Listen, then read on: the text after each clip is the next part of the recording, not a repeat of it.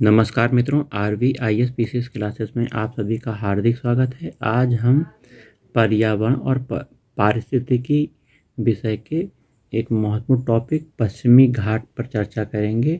पश्चिमी घाट के बारे में संपूर्ण जानकारी प्राप्त करने का प्रयास करेंगे। प्रारंभिक परीक्षा, मुख्य परीक्षा जैसी सभी परीक्षाओं के लिए यह महत्वपूर्ण वीडियो है।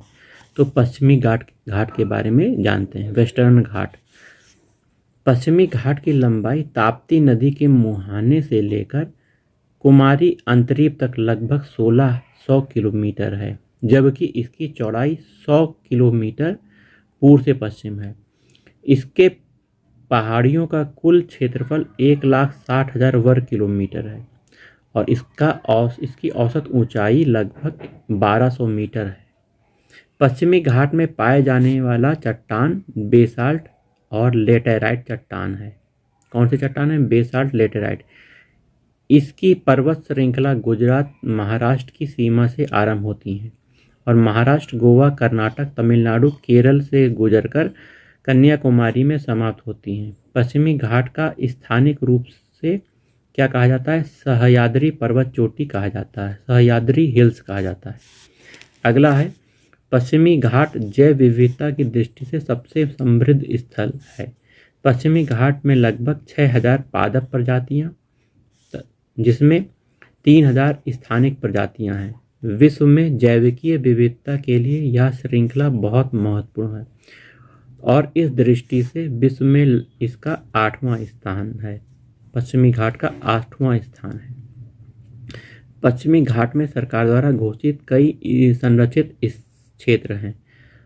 इसमें 2 जैव संरक्षित क्षेत्र तथा 13 राष्ट्रीय उद्यान हैं। पश्चिमी घाट जैविक हॉट स्पॉट क्षेत्र भी है।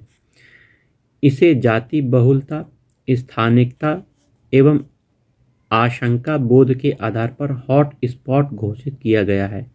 पश्चिमी घाट में स्थित नीलगिरी बायोस्फीयर रिजर्व का क्षेत्र 5520 वर्ग किलोमीटर है। यहाँ सदा हरे भरे रहने वाले मैदानी पेड़ों के वन मौजूद हैं।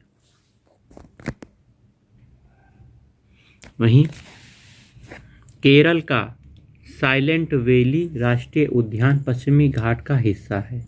यह भारत का एक ऐसा अंतिम उष्णकटिबंधीय हरित वन है जहां अभी तक किसी प्रकार प्रवेश नहीं किया है। किसी ने प्रवेश नहीं किया है। पश्चिमी घाट की सर्वोच्च चोटी कौन सी है? अनाई मुडी शिखर पश्चिमी घाट की सबसे ऊंची चोटी है। वर्ष 2012 में यूनेस्को ने पश्चिमी घाट क्षेत्र के 39 स्थलों को विश्व धरोहर स्थल, वर्ल्ड हेरिटेज साइट का दर्जा दिया था। 2012 में यूनेस्को ने दिया था।